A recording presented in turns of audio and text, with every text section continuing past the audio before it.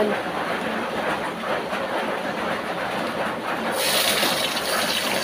Yan. Bawang muna guys. Tapos kailangan ko muna i-brown. Yan.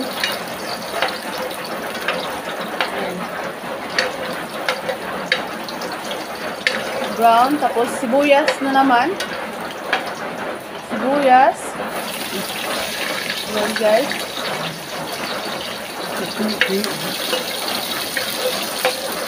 Sunod yung luya guys.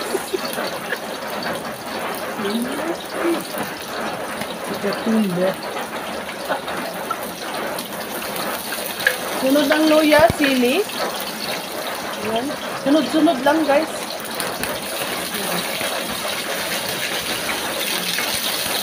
Halo.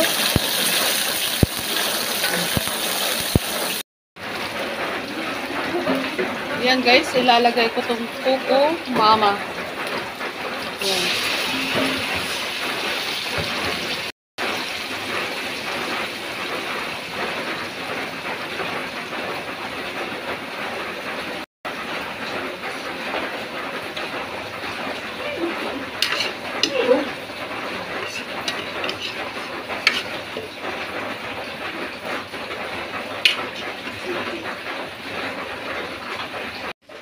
Ayan guys, oh, kumulo na guys. Ilalagay ko lang tong isda na pala ito.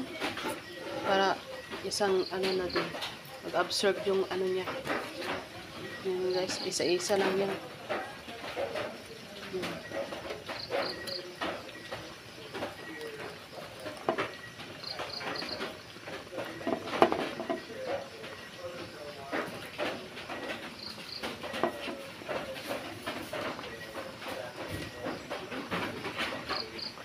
Guys, so.